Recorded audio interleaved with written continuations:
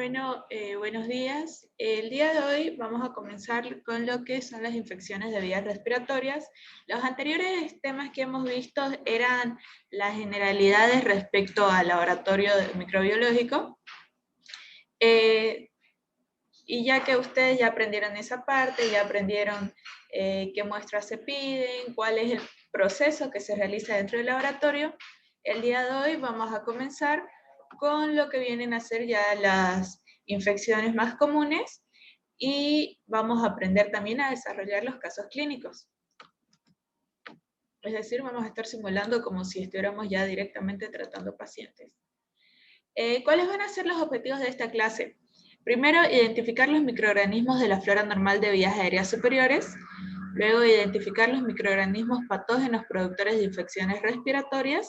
Conocer las condiciones de tomas de muestras, en este caso, el hisopado faríngeo. Y vamos a interpretar los informes de laboratorio y los casos clínicos que se presentan. El tracto respiratorio constituye la localización más frecuente de las infecciones en el ser humano. El contagio puede ser mediante la respiración, como por el contacto de las manos con la nariz y la boca. Los microorganismos patógenos son bacterias, virus y hongos transmitidos por el aire. Bueno, esto es súper sencillo.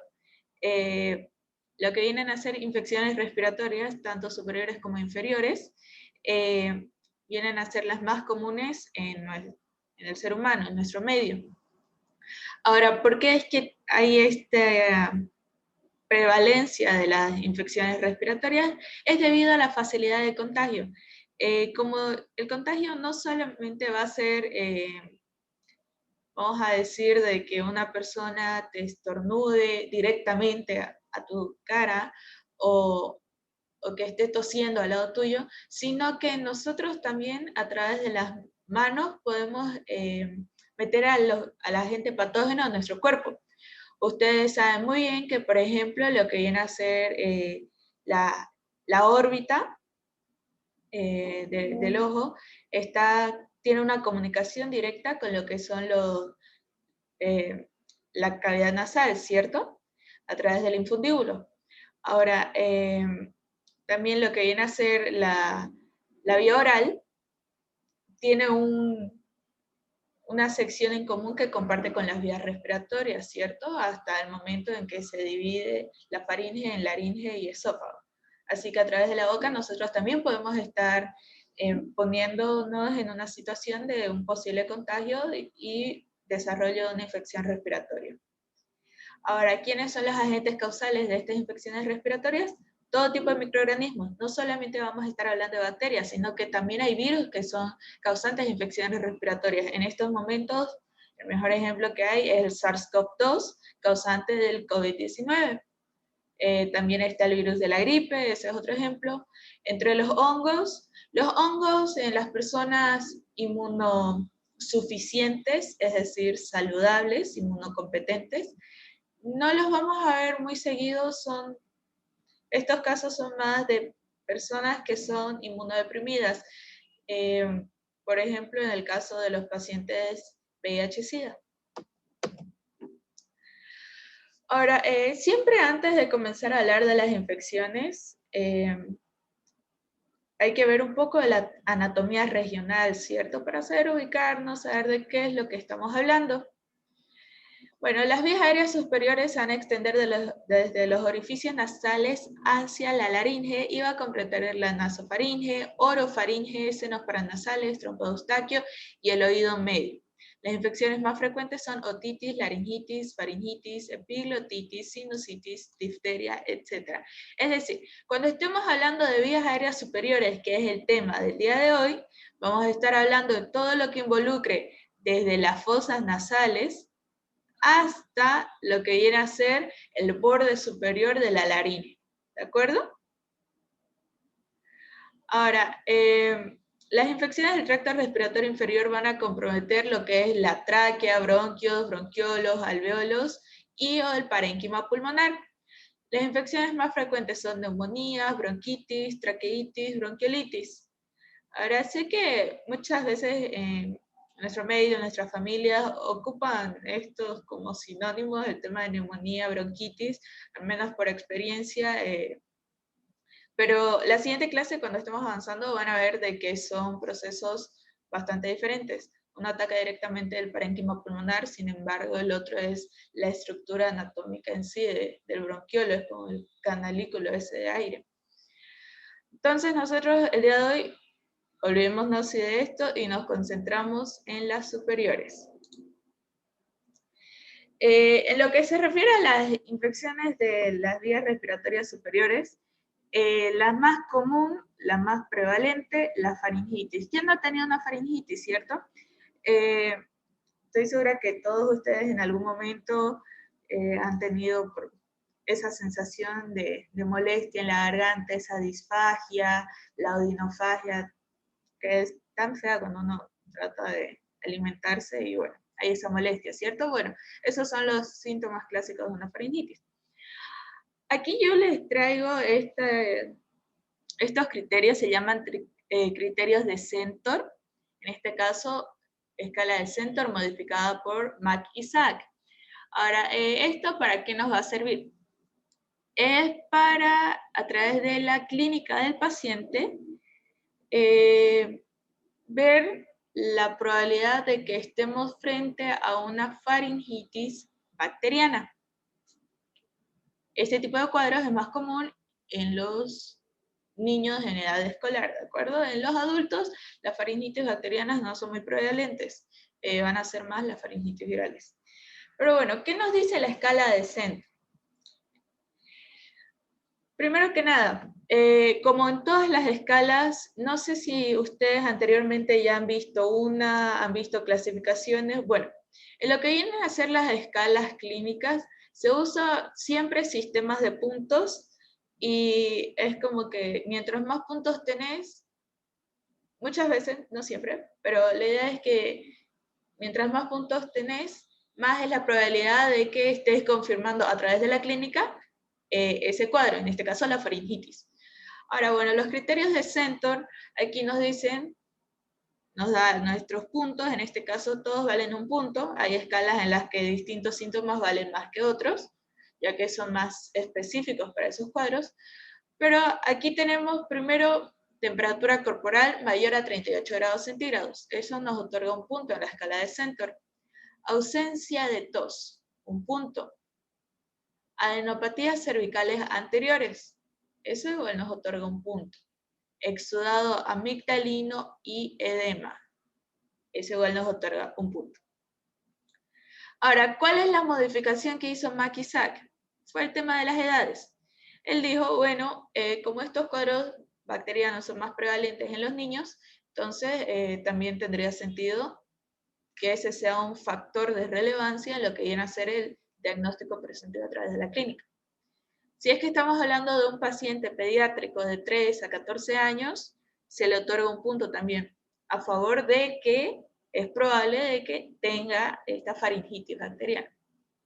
Si es que es un paciente ya en plena juventud, ya es adulto, está entre 15 a 44 años, no se le otorga ningún punto. Tendríamos que estar midiendo a través de lo que viene a ser ya 100% clínica, no tanto grupo epidemiológico. Y personas mayores de 45 años se les resta un punto porque ya sería raro ver cuadros de esta etiología en este grupo etario. Muy importante estos criterios de Centor para hacer un diagnóstico de una faringitis. Importantísimo. ¿Por qué? Porque la mayoría de las infecciones respiratorias son producidas por virus. Entonces, si son producidas por virus, entonces en primer lugar siempre van a estar los virus. Pero si tomamos en cuenta estos conceptos clínicos, estos parámetros clínicos, entonces podemos orientarnos hacia una faringitis bacteriana, que es tan importante la faringitis estreptocócica. Ustedes ya han escuchado hablar de la faringitis estreptocócica porque hemos avanzado la anterior semana estreptococos, ¿no? Estreptococos piógenes, y también se les ha dicho cuál es el tratamiento para una faringitis estreptocócica y en caso de no llevar a cabo ese tratamiento, cuáles son las consecuencias que pueden desencadenarse, ¿no es cierto? Entonces ya ustedes han visto, ya lo conocen al estreptococos piógenes.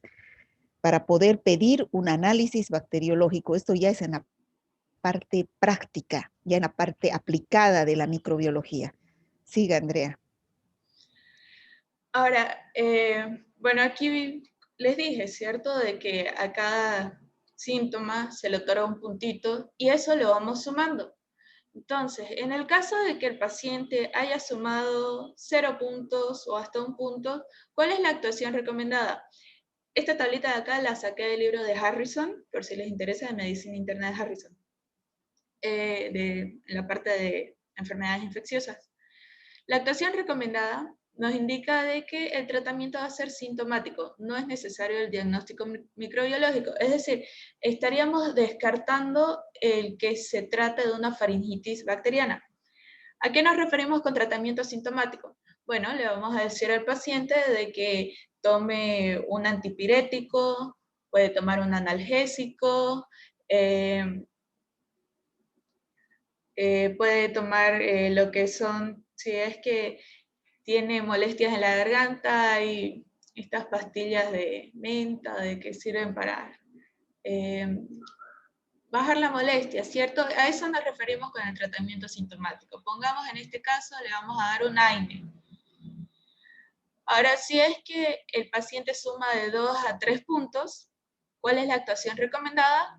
Aquí nos dice, realizar una prueba de detección rápida del antígeno de estreptococo beta hemolítico grupo A.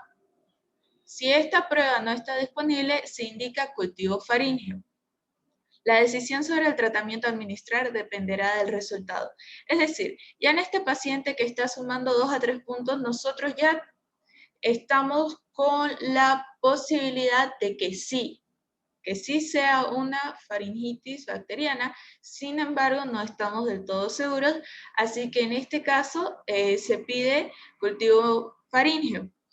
Esto de las pruebas rápidas para detectar el antígeno de la bacteria, sinceramente yo no estoy muy familiarizada. La verdad que no he escuchado nunca que lo hayan hecho, al menos en mi familia o en mis amigos. Así que no sé realmente si nosotros contamos con estas pruebas o es común hacerlas. Siguiendo, si es que un paciente suma 4 puntos, es decir, tiene fiebre, no tiene tos, tiene adenopatías cervicales y tiene el exudado amigdalino y el edema faríngeo, entonces aquí ya hay la actuación recomendada ya va a ser de acuerdo a qué tan grave sea el cuadro. Si es que son síntomas bastante acentuados, entonces se va a indicar antibiótico de manera empírica. Si es que son síntomas leves, es decir, están presentes, pero realmente no están causando tanto malestar en el paciente, entonces se realiza una prueba de detección rápida del antígeno, estreptococo beta hemolítico grupo A. Si no está disponible, se indica el cultivo faríngeo. La decisión sobre el tratamiento elegido dependerá del resultado. Ahora, aquí, ¿por qué es que se puede dar antibióticos de manera empírica? Bueno, lo que viene a ser la penicilina se ha demostrado bastante efectiva contra lo que viene a ser el Streptococcus pyogenes en el caso de la faringitis. Así que es por eso que se tiene esta libertad de poder aplicarlo. Lo que es la penicilina, porque es nuestro antibiótico de primera elección. Ya les había dicho en la clase de antibióticos que es porque uno, al ser bastante hidrosoluble, el tema de las intoxicaciones o reacciones adversas en el paciente son bastante bajas, y dos, también es muy barata. Aquí conseguí otra tablita que ya lo tiene un poquito más claro de acuerdo al riesgo de infección estreptocócica. Nos da el puntaje, ¿no? Si es que el paciente tiene una puntuación de 0, el riesgo de que sea una infección estreptocócica es de 1 a 2.5%, es decir, es bajísima la posibilidad. La conducta sugerida es no realizar estudios ni iniciar antimicrobianos, y se da ese tratamiento sintomático que ya dijimos. Si la puntuación es 1, hay un 5 a 10%, la conducta es igual que en el primer caso. De 2 a 3, si es que suma 2, tiene un 11 o un 17% de que sea una infección estreptocócica. Si es que suma 3, tiene de 28 a 35%. Ahora, la conducta en estos dos casos va a ser cultivar siempre y la antibioterapia si el cultivo es positivo. ¿Por qué aquí no nos habla de la prueba de antígeno? Bueno, este artículo que lo saqué de una página de Chile, de un hospital chileno, así que creo que eso se relaciona más con la realidad boliviana, porque el libro de Harrison, por ejemplo, es editado en lo que viene a ser Estados Unidos, así que por supuesto que ellos tienen protocolos que quizás nosotros aquí no contamos con esos mismos. Y bueno, si es que el paciente suma 4 puntos o más, va a tener un 51-53% de que sí sea una infección estreptocócica, mucho más si es que estamos hablando de pacientes en edad escolar, y la conducta sugerida va a ser tratar empíricamente con antimicrobianos y o cultivar.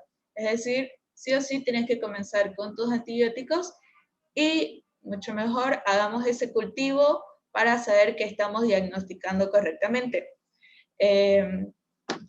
Siguiente. Bueno, el hisopado faríngeo o de amígdalas. Esta va a ser el método por el cual nosotros vamos a obtener la muestra del paciente. ¿Cuál es la muestra? En la faringitis bacteriana va a ser el exudado faríngeo. ¿Cómo la obtenemos? Mediante el hisopado faríngeo. No lo vayan a confundir, la muestra no es hisopado faríngeo, es exudado faríngeo. ¿De acuerdo? ¿Cuál es el procedimiento? Ustedes lo tienen ahí en la guía y está tal cual se los colocó la doctora. El primer paso va a ser colocar al paciente en una posición cómoda, dirigiendo la luz de la lámpara hacia la faringe. Nosotros tenemos que calmar al paciente. Siempre que se toman esta clase de muestras, de exámenes, inclusive al tomar la presión arterial, los pacientes se asustan, ¿no? Se ponen nerviosos, no están muy cómodos muchas veces en el ambiente hospitalario. Así que nosotros siempre, ustedes velen de que su paciente esté cómodo, se sienta seguro, y también muy importante, antes de realizar cualquier procedimiento con el paciente, uno debe explicarle qué es lo que va a hacer. En este caso, usted le dice, bueno, vamos a introducir este hisopo, le vamos a llevar hasta la garganta, debido a que nosotros tenemos que utilizar términos de que el paciente entienda, ¿cierto? Ellos no son estudiantes de medicina como ustedes, y se le indica. Puede que sienta alguna molestia, va a durar solamente unos segundos, no va a sentir dolor, no sé, no va a tener repercusiones a futuro. Se le explica para que el paciente esté más tranquilo. Ahora, una vez que el paciente está tranquilo, está cómodo, podemos dirigir nuestra lamparita hacia la cavidad bucal del paciente para poder ver mejor. Y con un bajalenguas vamos a apretar sobre el dorso de la lengua para poder bajarla. Y algo muy importante, no tocar con el hisopo la úvula del paladar ni la lengua. ¿Por qué? Esto nos puede entorpecer los resultados que vamos a obtener del cultivo de este hisopado. ¿De acuerdo? Porque vamos a estar contaminando con lo que viene a ser la flora normal, con cualquier cosa, restos de comida, cualquier cosa. E incluso más adelante les voy a mencionar lo que son las recomendaciones antes de realizarse el hisopado faríngeo, que esas cosas también se las debe mencionar al paciente. El tercer paso va a ser que el paciente diga A para que se pueda levantar la úvula y se reduzca el reflejo de arcada. El cuarto paso va a ser frotar el hisopo en la parte posterior de la faringe y los pilares amigdalinos. Y el quinto paso va a ser con el hisopo, con la muestra, sembrar, ya sea en agar sangre, agar McConkey. Con un segundo hisopo, repetir el mismo procedimiento y preparar una tinción de Gram. Es decir, en el hisopado faríngeo nosotros vamos a estar utilizando dos hisopos. Uno que vamos a utilizar para lo que viene a ser las primeras pruebas del análisis bacteriológico, hasta la tinción de Gram, y el otro que va a ser el que vamos a utilizar para sembrar, ¿de acuerdo? nosotros vamos a sembrar en agar sangre para ver la capacidad beta-hemolítica de la bacteria, hemolítica, perdón, puede ser beta, alfa, en agar McConkey porque hay bacilos gram negativos que pueden estar causando esta faringitis. Por ejemplo, yo conocí a un paciente que cuando le dio una faringitis, estaba con las molestias, todo, fue a hacerse ver a consulta y le dijeron, bueno, sí, aquí tenemos una faringitis, sí, toma penicilina, vuelve en 7 días y vamos a ver cómo estás. Y él era un estudiante de medicina, ya estábamos en segundo año, y le dijo, pero doctor, ¿usted no debe realizarme un cultivo? Y el doctor dijo, ah, sí, si querés. Bueno, le dieron la orden de cultivo si quería, ¿cierto? Resulta de que no era un estreptococcus, era una Klebsiella pneumoniae, la que le estaba causando la faringitis. Así que esa penicilina fue básicamente inservible, no tuvo ninguna utilidad, tuvieron que darle luego, creo que le dieron una ciprofloxacina, si no me equivoco. Tratamiento antimicrobiano, bueno, aquí es para que vayan conociendo lo que viene a ser la cuestión de dosis, de los antibióticos, de los fármacos en general. Como les había mencionado, el primer tratamiento, el número 1, el antibiótico número 1 en lo que se refiere a estas faringitis bacterianas viene a ser la penicilina y también puede ser la amoxicilina.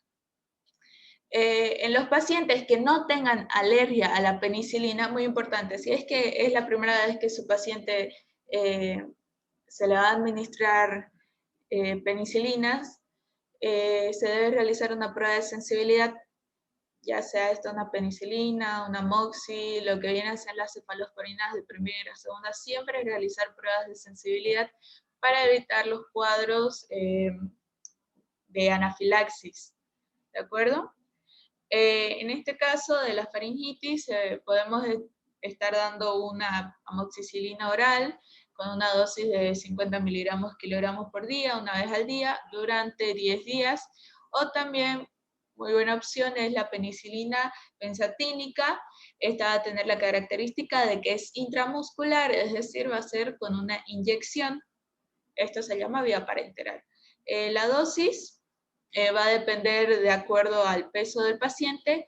La ventaja de esta opción de tratamiento es de que es una dosis debido a que como es intramuscular y la penicilina, habíamos dicho, es bastante hidrosoluble, en palabras así bien esquemáticas, digamos que te inyectan la penicilina benzatínica y se va a quedar como, hagan de cuenta como que una pelotita, ¿ya? Guardada en el músculo. Y esta, a través de los días, se va a ir pasando a circulación de a poquito, de a poquito, de a poquito. Y ya cuando pasen 3 semanas, un mes, ya va a terminar de disolverse esa pelotita, ¿de acuerdo? Pero es por eso que es una dosis solamente, es porque durante varios días va pasando a circulación. En cambio, en lo que viene a ser las penicilinas orales o la amoxicilina aquí oral, que nos está indicando tratamiento, tiene que hacer durante varios días debido a que no se queda en un lugar almacenado y va pasando sangre, no. Es instantáneo, es como que circula. Ahora, en los pacientes con alergia a penicilina, se puede usar, en este caso es una cefalosporina de primera generación, porque a veces si bien el paciente es alérgico a las penicilinas, no es a las cefalosporinas, igual se debe realizar las pruebas de sensibilidad. Sin embargo, nosotros ya habíamos mencionado en las clases de antibióticos acitromicina para pacientes alérgicos a penicilina. En el caso de que el paciente sea alérgico a las penicilinas, a las cefalosporinas y haya resistencia a los macrólidos, podemos estar utilizando lo que es la clindamicina. Todo esto es bioral y vean, el tratamiento dura varios días. Cuestionario de vías respiratorias superiores. Complete el siguiente esquema con la flora normal de las vías aéreas superiores. Esto es lo que ustedes me estaban preguntando anoche en el grupo, así que va a ser rápido. Boca y faringe, aquí, ¿cuál es la flora normal? Es el Staphylococcus epidermidis, Staphylococcus aureus, distintas especies de Streptococcus, tenemos al neumococo y a las neiserias. Esto es normal que se encuentre en la boca y la faringe. Ahora, en el oído medio y en los senos paranasales, ¿será que deben haber bacterias o no? La respuesta es no. Estas son áreas que deben ser estériles, es decir, no hay presencia de bacterias. En el caso de que las bacterias lleguen a colonizar estas regiones, se produce lo que vienen a ser las otitis, la sinusitis, ¿de acuerdo? En el oído externo, sin embargo, sí vamos a tener bacterias. Vamos a tener Staphylococcus aureus, Staphylococcus epidermidis, pueden que haya Proteus también. En la nariz, ¿qué vamos a tener? Staphylococcus epidermidis, Staphylococcus aureus, neumococcus, neisseria. ¿Se dan cuenta? Es una flora bastante similar entre estas, ¿cierto? Es porque todos estos espacios están conectados a través de miniconductos. No sé si se acuerdan de anatomía, pero bueno, está todo conectado. La laringe, ¿tiene que tener bacterias o no? La respuesta es no, es una región estéril. Investiga y completa el siguiente esquema con microorganismos patógenos de vías aéreas superiores. Síndrome faringitis. Agente etiológico, vamos a tener rinovirus, adenovirus, coronavirus, enterovirus y un montón más de virus que pueden causar faringitis. Ahora, entre las bacterias, la más común, habíamos dicho, es el Streptococcus pyogenes, y aquí el ejemplo que ya les di, la Klebsiella pneumoniae igual puede estar causando un cuadro de faringitis. La difteria respiratoria, ¿quién lo causa? El Corynebacterium diphtheriae, bacilo gram positivo, se organiza en forma de letras chinas, muy importante. Otitis externa, agente etiológico. Bueno, aquí puede estar causando Staphylococcus aureus, una pseudomonas aeruginosa, que causa lo que es la otitis del nadador. La epiglotitis, este cuadro bastante frecuente en lo que viene a ser niños, Haemophilus influenzae tipo B, y también puede causarlo un Streptococcus pneumoniae. Sin embargo, el Haemophilus influenzae es como que el número 1 en las epiglotitis. Otitis media y sinusitis, vamos a tener otitis media, el Streptococcus pneumoniae, la Moraxella catarrhalis y el Haemophilus influenzae. Y la sinusitis, Haemophilus influenzae y también Staphylococcus aureus. Casos clínicos ilustrativos, tracto respiratorio superior.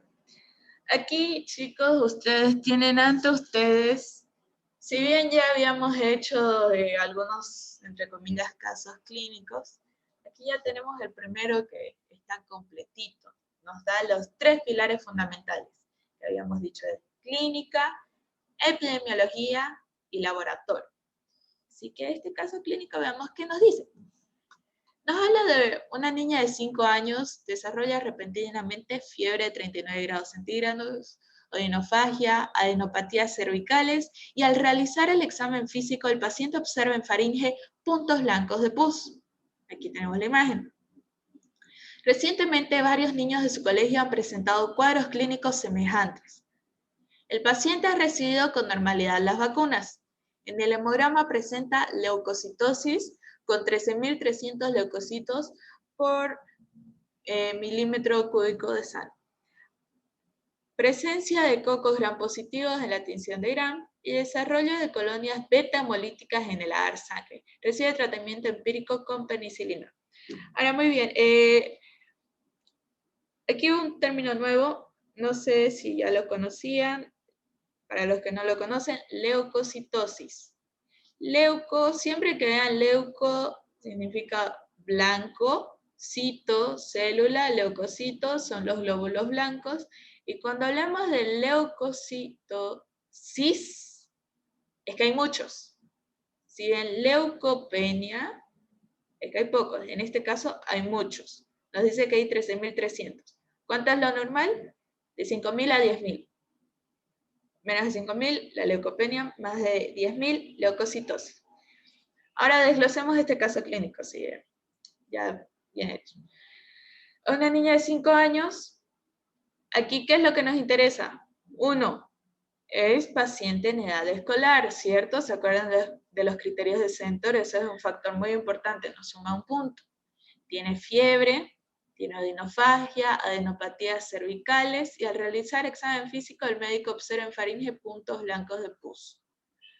Hasta acá, fíjense, según los criterios de Centor, entre 3 y 14 años tiene un punto, fiebre de 39 grados centígrados, ya tiene 2 puntos, adenopatías cervicales tiene 3, puntos blancos de pus tiene 4, no nos habla que tiene tos, tiene 5.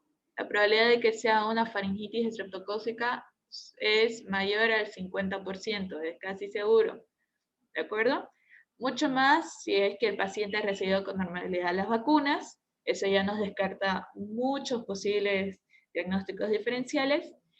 Y bueno, aquí nos dice que en la tinción de Gram se dieron cocos Gram positivos. Nos muestra aquí las dos imágenes del cultivo que salió beta-hemolítico y cómo son estos cocos Gram positivos. Están organizados en forma de cadena, ¿cierto? ¿Quiénes se organizan en forma de cadena y son cocos Gram positivos? Streptococos.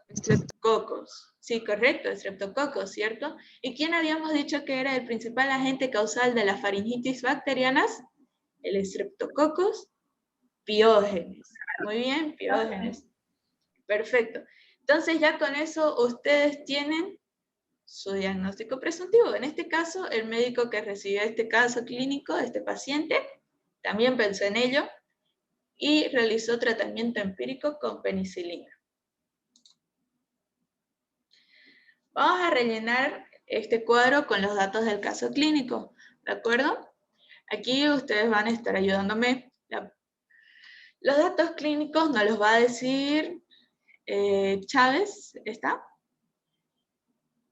Chávez Ríos, Pamela Ruth.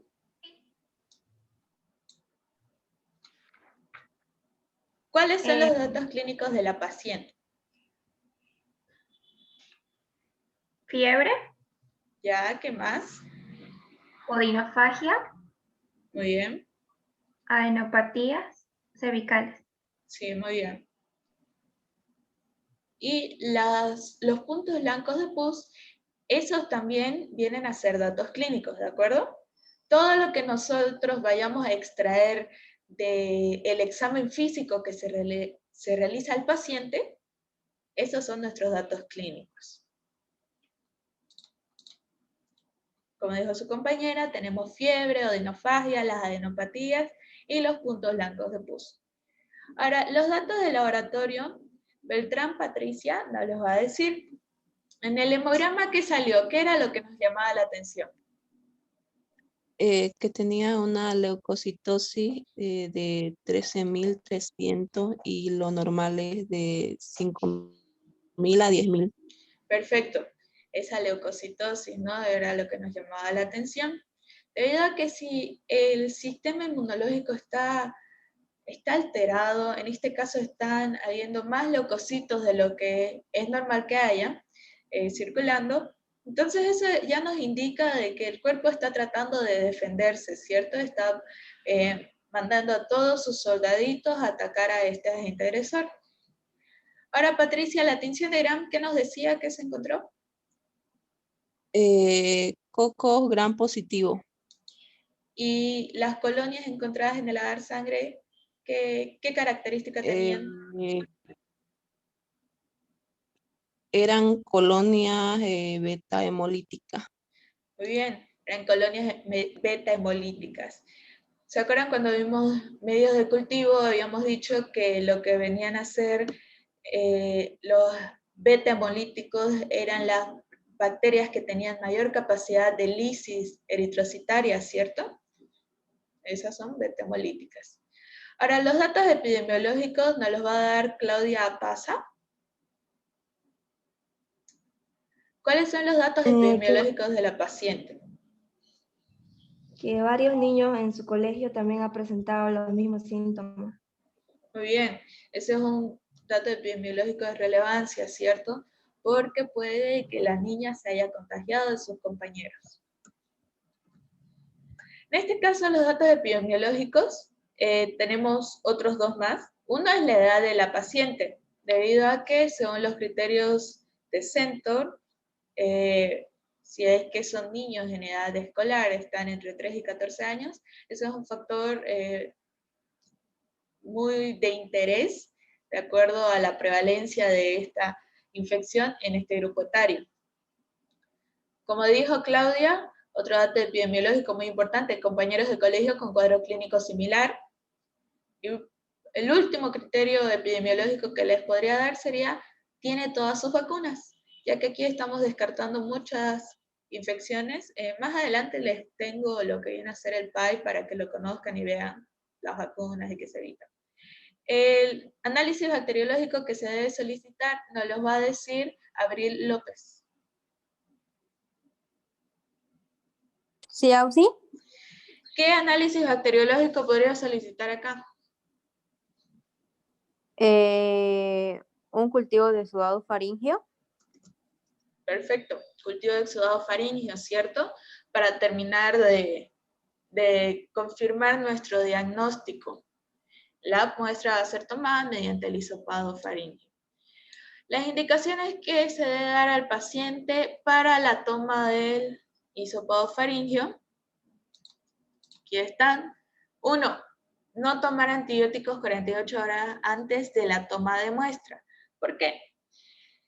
Si es que nosotros estamos tomando antibióticos, es como que hay esta alta probabilidad, mucho más en el caso de estas faringitis estreptocócicas, de que el antibiótico que estemos tomando sea eficaz contra la bacteria.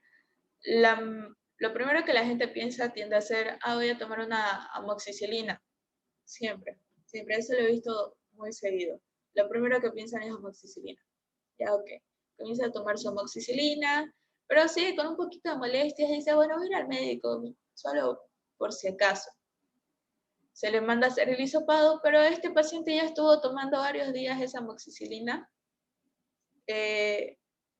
Va a ir debilitando a la bacteria, va a haber menos bacterias, así que el hisopado y el cultivo puede estar dando un falso negativo, ¿de acuerdo? Y algo muy importante con los esquemas antibióticos, ustedes vieron cuando les mostré en las diapos pasadas como las dosis y el tiempo de duración, vieron de que era de varios días, ¿cierto? El esquema era de 10 días, 7 días. Ahí está la importancia del esquema antibiótico, de que no puede ser una sola vez, ¿de acuerdo? O que el paciente tomó 2 días y lo dejó, porque esto es predisponente a que la bacteria genere resistencia, ¿de acuerdo? Ahora, la otra recomendación es no usar enjuague bucal con desinfectante o con antiséptico. En los supermercados, en el mercado hay muchos enjuagues bucales. Se van a dar cuenta de que muchos de estos tienen esta capacidad desinfectante, algunos vienen inclusive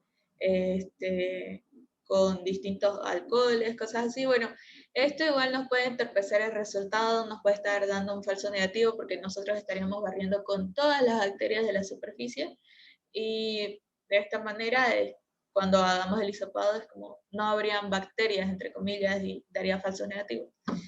Por último, paciente en ayunas. Esto es para evitar también que hayan restos de comida, ¿de acuerdo?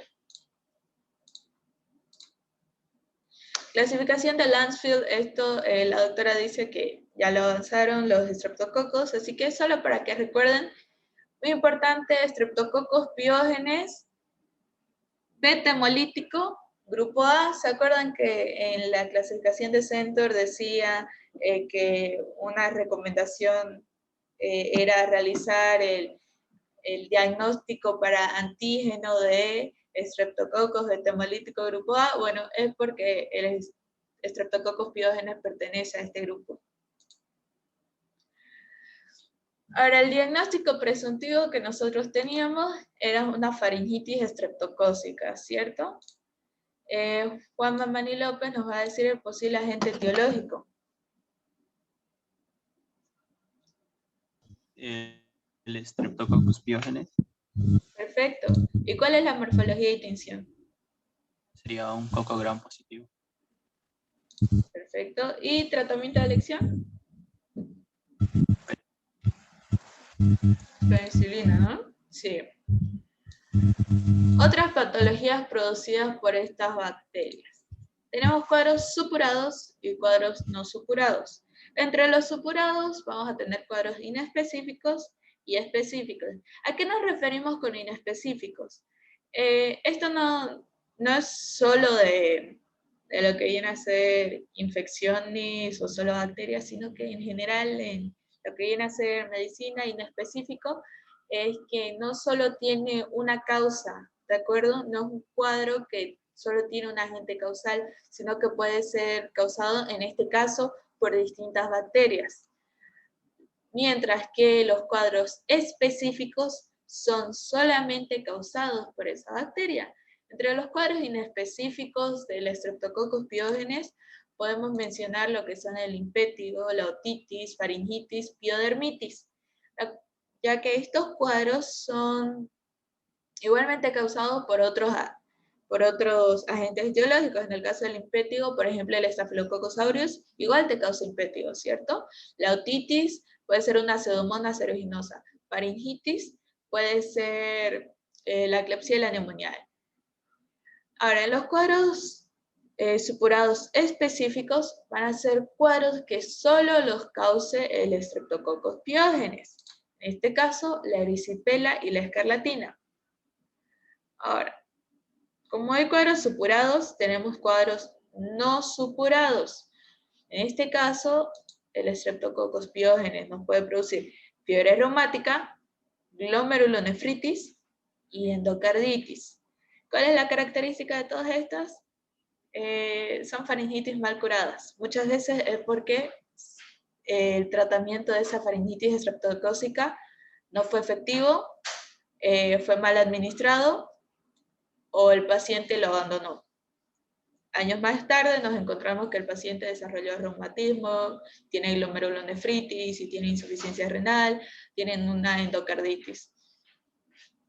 Diagnóstico final, bueno, ya habíamos visto la imagen de la tinción de Gram, la descripción de la bacteria, lo que viene a ser los criterios de Centor, nos guiaron mucho. Diagnóstico final, faringitis estreptocócica por Streptococcus pyogenes.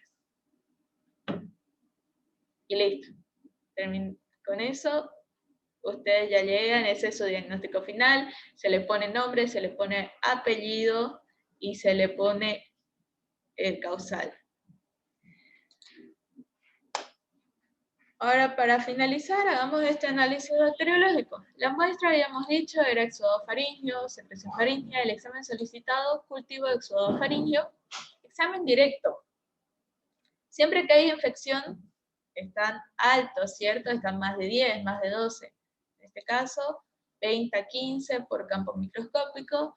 En el caso de los eritrocitos, no se mencionó de que la paciente haya tenido algún sangrado, alguna molestia, así que puede que hayan pocos leucocitos en el examen directo, células epiteliales escasas, tinción de Gram, coco Gram positivo, tinción de Sil-Nielsen, no se observan bacilos hacia alcohol resistente. En el cultivo se logró aislar el Streptococcus pyogenes y en el antibiograma nos va a dar sensible a la penicilina, amoxicilina, acitromicina. Ahora vamos a hacer el glosario. Aquí nos va a estar ayudando primero Gisbert Vargas Fabio André, nos va a decir el concepto de disfagia. Es dificultad para tragar alimentos o líquidos. Perfecto, dificultad para tragar alimentos o líquidos. La imposibilidad o dificultad de tragar.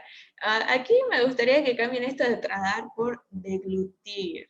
Es más bonito, más correcto decir deglutir, ¿cierto? Somos estudiantes de medicina.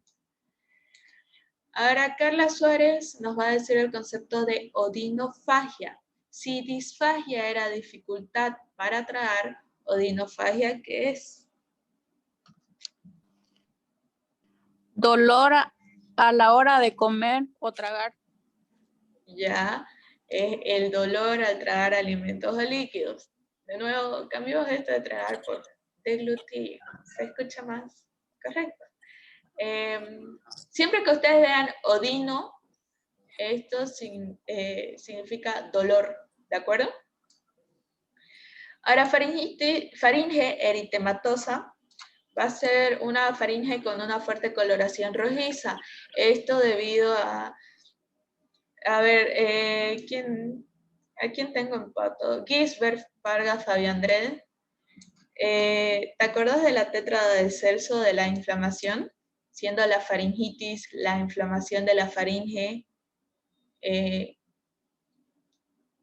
habían cierto en la inflamación 4 características. ¿Cuáles eran? Rubor, edema, dolor y... Solo esas recuerdo. Y calor. Calor. ¿Cierto? Sí, correcto. No sé quién dijo calor, pero sí, correcto. Ahora, ¿se dan cuenta de que todo eso lo podemos evidenciar en la faringitis? Porque el paciente llega con esta faringe eritematosa, ahí está el rubor, ¿cierto? Es por la vasodilatación, por lo que viene a ser la... Ahí se me fue la palabra.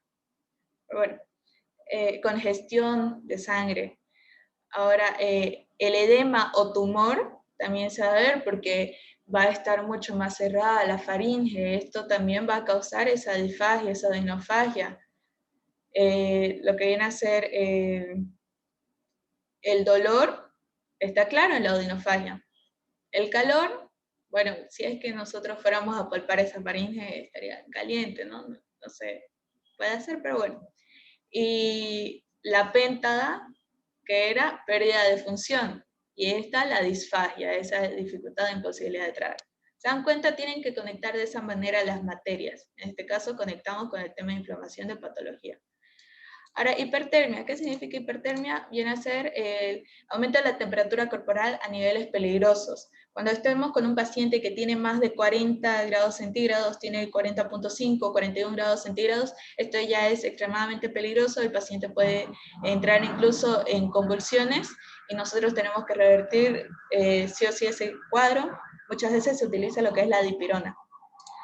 Cefalea es el dolor de cabeza intenso y persistente. Adenopatías cervicales es la inflamación de ganglios cervicales a ambos lados del cuello. Edema va a ser la extravasación de líquido del espacio intersticial. Y pus, que nosotros vemos pus en todas partes y te preguntan, ¿qué es la pus? Bueno, la pus va a ser líquido espeso de color blanco, amarillento o verdoso que se forma en los tejidos infectados o inflamados. Y básicamente está compuesto de células muertas.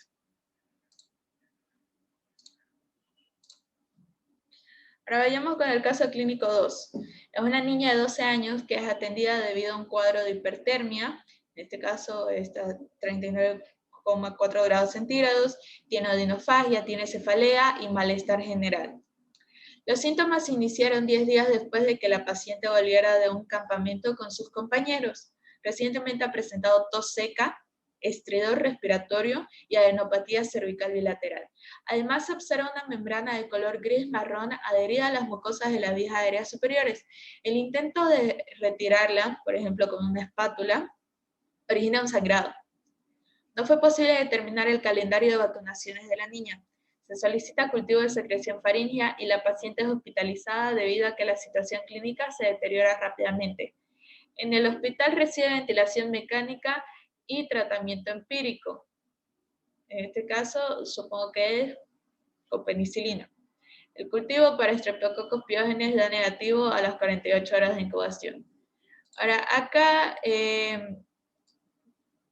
Rodríguez Noemí nos va a decir, en lo que viene a ser la clínica, ¿cuáles son los datos que te llaman la atención de esta paciente? Que tiene odinofagia, cefalea. ¿Qué más? Malestar general. Hipertermia. Adenopatía cervical. Y no tiene, tiene hipertermia, perdón. Sí. Sí. ¿Qué más falta? Uno que es súper importante.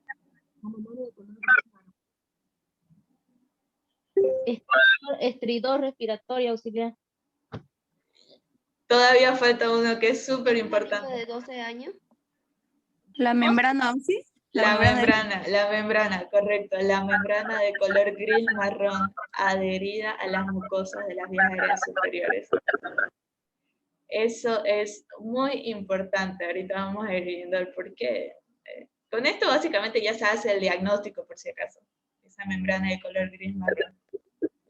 Respecto a epidemiología, nos va a decir aquí Céspedes de Coimbra Isabel cuáles son los datos de relevancia, ¿no? Buenos días. Sería que la paciente tiene 12 años, fue de campamento con sus compañeros y no fue posible detectar el calendario de vacunas. Muy bien, Isabel, muchas gracias. Clarito lo dijo su compañera.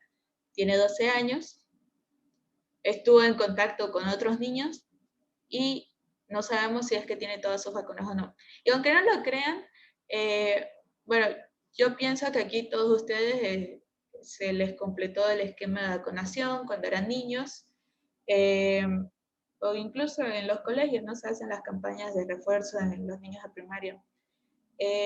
Pero hace un par de veranos, yo adelanté SAP 300, SAP 3 con el doctor Sánchez, y la parte práctica dijo, bueno, tienen que ir a un centro de primer nivel y tienen que hacer sus prácticas, entender cómo funciona el primer nivel de atención de salud. Y a mí me tocó estar en la parte de vacunas, estaba ahí con los niños, con los peladitos, los veía cómo los vacunaban, cómo lloraban. Y me llamaba la atención lo común que era que vayan madres con sus niños de 5 años. Y bueno, esto era en verano, así que estaban por comenzar las clases. Y era como que solo iban a vacunarlos porque en el colegio les pedían las vacunas y eran niños de 4 o 5 años que solo habían tenido la primera vacuna, la BCG, que te la ponen una semana después de que naces. Y estos niños iban por la vida sin sus vacunas y a las madres no les importaba, así que sí hay casos de que llegan estos pacientitos y no tienen una sola vacuna y no tienen ni su carnet o las madres ni saben qué le han puesto. Así que estos casos existen por si acaso. Ahora, lo que viene a ser laboratorio nos va a decir Alexandra Barriga Guzmán, ¿qué es lo que te llama la atención del laboratorio? Salió Streptococcus pyogenes negativa. Sí, no se pudo cultivar, ¿cierto?, el Streptococcus pyogenes. Entonces ya con eso se descarta la faringitis estreptocócica. Ahora, estos cuadros ustedes ya lo completaron, aquí están todos los datos clínicos, los datos de laboratorio, como dijo su compañera, negativo para Streptococcus pyogenes, los datos epidemiológicos y análisis bacteriológico que se debe solicitar. Bueno, en realidad tenemos, sí, un cultivo del exudado faríngeo de la membrana, ¿de acuerdo? De la membrana esa gris marrón, se retira un poquito y de eso se hace ya los estudios. El diagnóstico presuntivo puede ser una difteria respiratoria. ¿Por qué? Uno, la niña no sabemos si tiene las vacunas y para la difteria hay vacunas. Dos, esa membrana de color gris marrón grita difteria respiratoria, ¿de acuerdo? Es como que si ven esto, es difteria. Y si ven esto es difteria y ustedes sí o sí con sus barbijos y sí o sí aíslan al paciente. Aquí está el programa de vacunación ampliado, PAI, para que lo conozcan si es que no lo conocían. Este es el programa de vacunación que manejamos en nuestro país.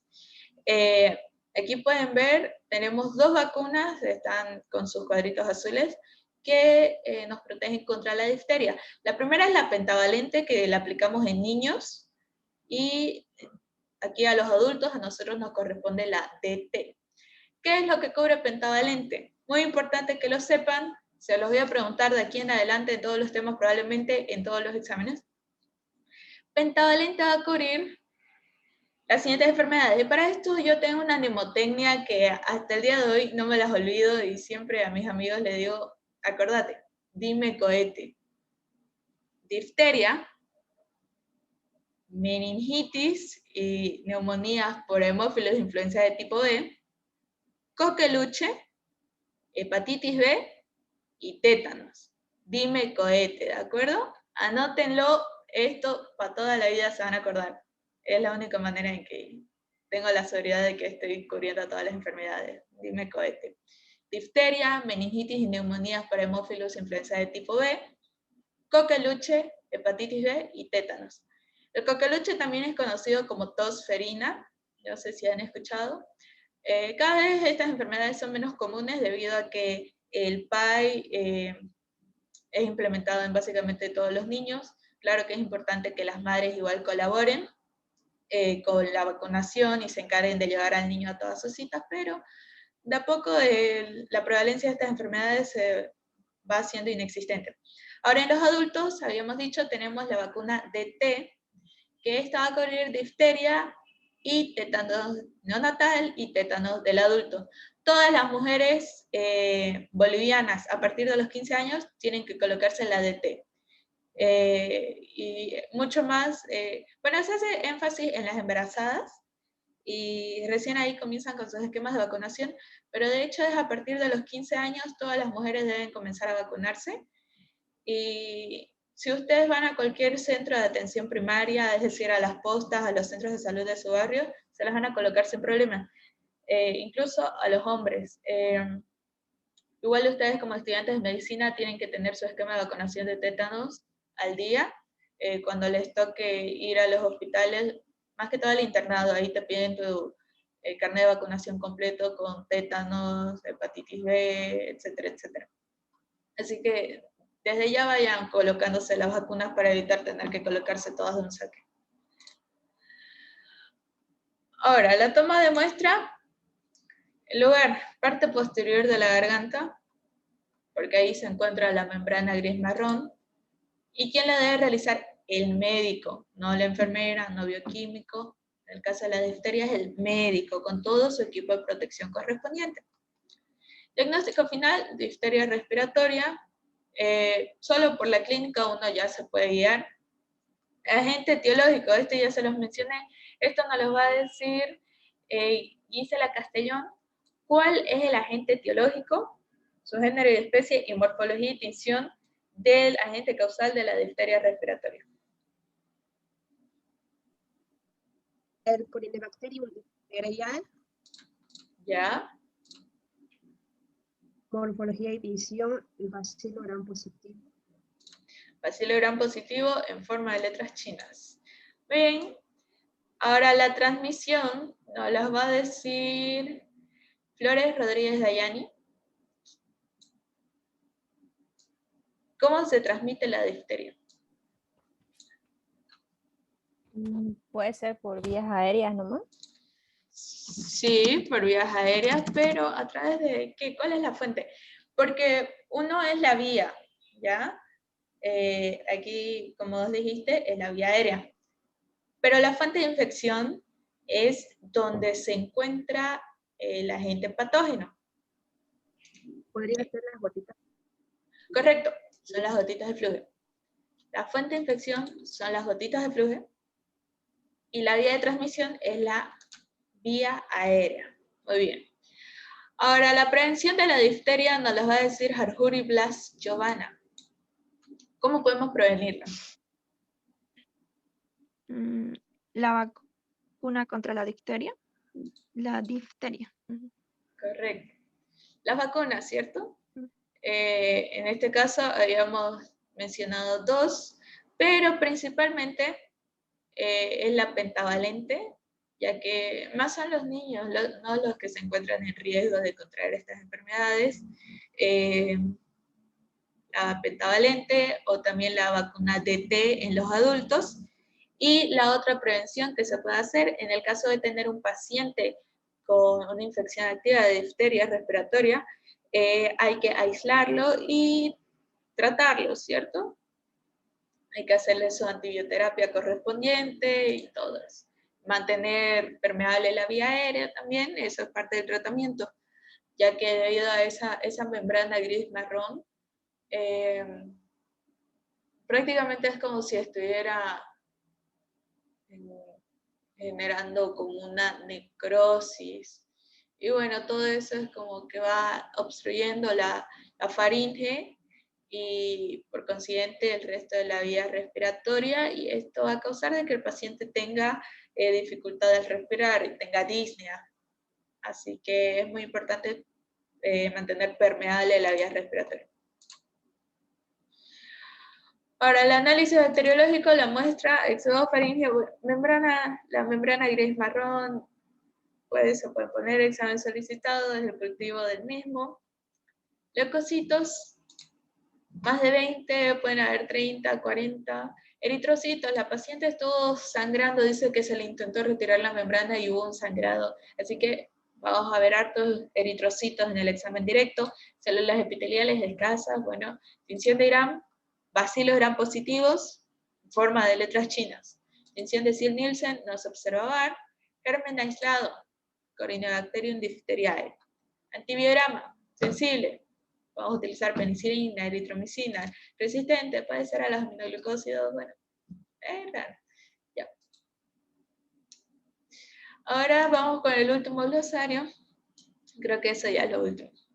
Los glosarios creo que ustedes lo tienen antes, pero en lo personal a mí me gusta o ponerlos al inicio o al final para terminar. Si los pongo al inicio, cabalito, después del caso clínico, es como que a veces nos olvidamos de lo que leímos del caso clínico porque resolver el glosario es larguito. Así que por eso lo pongo al final, para terminar de concretar las ideas y los nuevos conceptos que vamos aprendiendo. Tos seca, Coro Torres, Leticia, Nicole, nos va a decir el concepto de tos seca.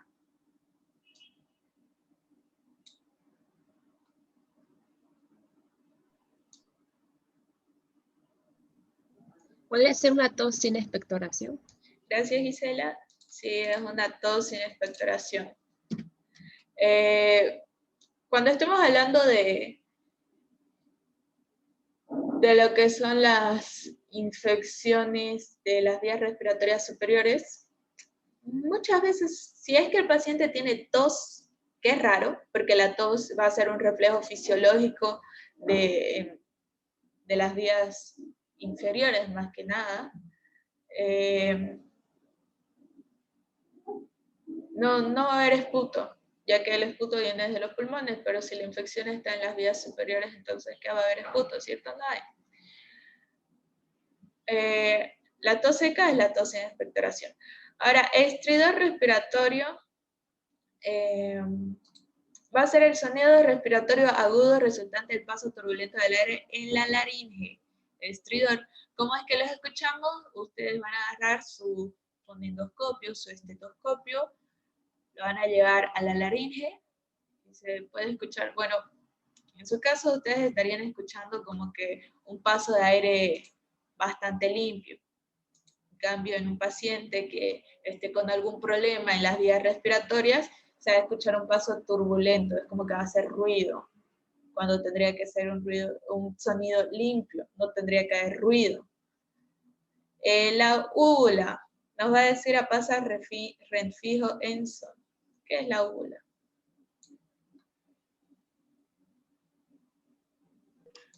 Buenos días. La úvula es una masa de tejido muscular que está colgando en el velo del paladar. Perfecto. Ahora estertor nos va a decir, ¿está Cruz, Samuel? Sí, ahora sí. Ya. Es el ruido que produce el paso del aire por las vías respiratorias. Perfecto, el ruido que produce el paso del aire por las vías respiratorias obstruidas por mucosidades. Esto se va a dar en las vías respiratorias inferiores. Ustedes al año van a aprender en semiología, no, incluso en fisiología creo que realizan práctica, bueno, con el doctor Nogales, no sé si están alguno con Nogales, pero se tiene que aprender a auscultar campos pulmonares, y ya bueno, al año todos en semiología aprenden lo que es la exploración neumológica. Y van a escuchar todo tipo de detectores y vigilancias, hay de todo. Se escucha de todo. Cuesta aprender a diferenciar, pero sí se escucha de todo. Aunque muchas veces suena igual, pero al parecer es diferente.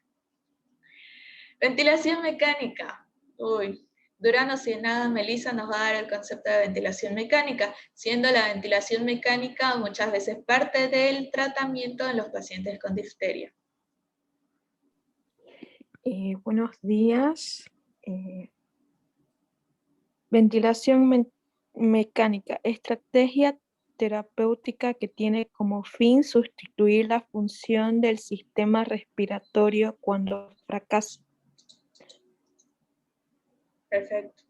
Estrategia terapéutica que consiste en asistir mecánicamente a la ventilación pulmonar espontánea cuando ésta es inexistente o ineficaz para la vida o, como dijo su compañera, fracasa, ¿cierto? El paciente no está ventilando correctamente. ¿Alguien sabe la diferencia entre ventilación y respiración? Sí, la ventilación mecánica es cuando es artificial, o sea, respira por nosotros, y la respiración normal es cuando no necesita la ventilación mecánica. Ya, eso se llama ventilación espontánea, porque nosotros mismos la estamos realizando, ¿cierto? Muy bien, Leticia. Sí. Ahora, la diferencia entre ventilación y respiración, no sé si han pasado ya en fisiología, en bioquímica, supongo que sí, respiración celular.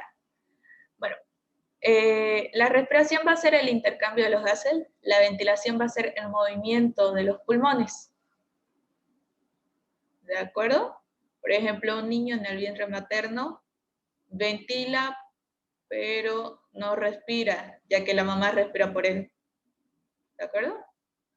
No sé si me deja entender. Periodo de incubación, Moisés Flores nos va a decir el concepto de periodo de incubación. Buenos días.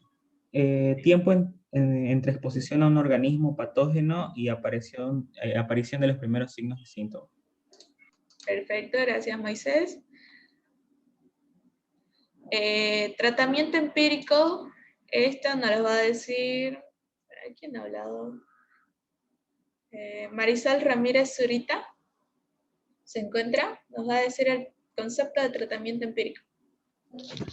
Es el que se inicia antes de disponer la información completa. Muy bien. Es el tratamiento que se inicia antes de la información completa. Sí, antes de los resultados laboratoriales, ¿no? Sí, eso es muy cierto, es antes de tener la información completa, porque es hecho a base de la experiencia del médico. Así como les comenté de este paciente, de que fue y le dieron penicilina por su faringitis, ese fue un tratamiento empírico, porque ese médico, siempre que venía alguien con faringitis, le daba penicilina y veía resultados. Sin embargo, en este paciente, no iba a dar resultados, ya que la experiencia en esa situación no le sirvió, ya que no era un Streptococcus pyogenes el causante de esa faringitis, era una Klebsiella pneumoniae. Así que ahí hubo falla en el tratamiento empírico. Ahora Ilem Torres está pidiendo que le pregunte, diagnóstico diferencial nos va a dar el concepto. Buen día, sí, gracias. Distinguir entre dos o más enfermedades que tienen síntomas. Correcto, ¿cierto? Habíamos dicho que habían cuadros inespecíficos, habían cuadros específicos, y nosotros, también hay esta característica que tiene el cuerpo humano, que no todos los pacientes van a presentar los mismos signos y síntomas. ¿Cuál es la diferencia entre signos y síntomas? Signos es todo lo que yo puedo ver, lo que yo puedo medir, por ejemplo, la temperatura. Puedo agarrar y al paciente puedo medirle la temperatura con un termómetro. Síntoma viene a ser lo que el paciente me dice que siente. Por ejemplo, el dolor. Yo no puedo agarrar y decirle a un paciente, no, a vos te duele poquito. No, uno tiene que creerle al paciente. Si el paciente te dice que es el peor dolor que ha sentido en su vida, ni modo, es el peor dolor que ha sentido en su vida cuando puede que no, pero hay que creerle, ¿de acuerdo? Porque nosotros no tenemos cómo medir el dolor. Esa es la diferencia entre signos y síntomas. Y el conjunto de signos y síntomas se llama síndrome. Ahora, hay muchos síndromes que van a parecerse entre sí. Estos síndromes no solo son estos síndromes súper raros que tienen una causa genética, no. Síndromes, por ejemplo, un síndrome meningio viene a ser dolor de cabeza, rigidez de nuca y fiebre. Ese es un síndrome meningio. Son signos y síntomas y tienen la característica de presentarse en los cuadros de meningitis. Es un ejemplo que puedo darles. Ahora, como les decía, hay muchas veces que estos síndromes se parecen entre sí o pueden ser el mismo síndrome, sin embargo, la causa es diferente. Y es ahí donde su compañera dice, no tenemos que compararlas, se piden distintos laboratorios para cada uno, y al final ya damos con nuestro diagnóstico final, obviamente. Diagnóstico diferencial, procedimiento por el cual se identifica una determinada enfermedad mediante la exclusión de otras posibles causas que presentan un cuadro clínico semejante al que el paciente padece. Muy bien. Ahora, por último, esto de acá, tenemos nuestro último casito clínico, es un niño de 3 años, llega al servicio de urgencias debido a fiebre, odinofagia y faringe eritematosa. Se solicita cultivo de faringe y el resultado del laboratorio es el siguiente. Ahora, antes hagamos los 3 pilares fundamentales, clínica, epidemiología y laboratorio. Clínica, fiebre, odinofagia, faringe eritematosa. Epidemiología, es un niño de 3 años. Okay. Aplicamos los criterios de Center. Niño de 3 años, 1 punto. Fiebre, no nos dice cuánto, pero se entiende por fiebre todo lo que es mayor a 38 grados centígrados. Si es entre 37.5 a 37.9, es febrícula. Así que fiebre, ok, 2 puntos. Odinofagia, faringe eritematosa, no nos habla nada de exudado ni edema. Así que, bueno, tenemos solamente 2 puntos. ¿Cuál era la conducta según los criterios de Center? De 2 a 3 puntos, se debe realizar un cultivo, sí o sí, para terminar de confirmar o descartar el diagnóstico presuntivo de faringe estreptocócica. Se solicitó el cultivo, esa es la parte laboratorial, y el resultado es el siguiente. Muestra secreción faríngea. Examen solicitado, un cultivo de secreción faríngea. Examen directo, leucocitos, CD de 10 a 12 por campo microscópico. No se observan eritrocitos y células epiteliales escasas. Tinción de Gram, no se observa bacterias. Tinción de 100 Nielsen, tampoco se observa VAR. Y en el cultivo bacteriológico no hay desarrollo de gérmenes patógenos hasta 48 horas después de la incubación. Ahora, ¿quién me puede decir cuál puede ser el diagnóstico de este caso clínico? Recuerden que las faringitis no solamente son causadas por bacterias, sino que también hay otros agentes etiológicos. ¿Faringitis viral? Perfecto. Puede ser una faringitis viral. De hecho, la mayoría de las faringitis, sobre todo en adultos, esto es raro porque es un niño, suelen ser bacterianas, pero aquí vemos que el análisis bacteriológico nos salió negativo en todo. Entonces puede ser que el diagnóstico de este caso sea una faringitis viral. Y el tratamiento en esta faringitis es sintomático. Usualmente para las infecciones virales todo es sintomático, no hay un tratamiento antiviral en sí. Así que se le va a dar un poquito de paracetamol, vamos a estar dando un ibuprofeno, cositas así. AINES en general. Y esto lo tienen en su guía, si no me equivoco. Recordemos que la causa más frecuente de faringitis en adultos es viral. El germen bacteriano más frecuente es el Streptococcus pyogenes. Los criterios clínicos y las pruebas diagnósticas pueden ayudar para la orientación de la faringitis. En este caso, los criterios clínicos, los criterios de Center, las pruebas diagnósticas, como ser los gringos que tienen su detección rápida, sus pruebas rápidas de detección de antígeno de Streptococcus beta hemolítico grupo A, o los cultivos del éxodo faríngeo. 4. El tratamiento de elección de la faringitis estreptocócica sigue siendo las penicilinas, es por eso que se puede realizar un tratamiento empírico. 5. Las resistencias de Streptococcus pyogenes a macrólidos del 25%. Esto lo había mencionado con anterioridad. Si es que es un paciente alérgico a las penicilinas, a las cefalosporinas, y de paso hay resistencia a los macrólidos, se utiliza la clindamicina. Y eso es todo. Muchas gracias.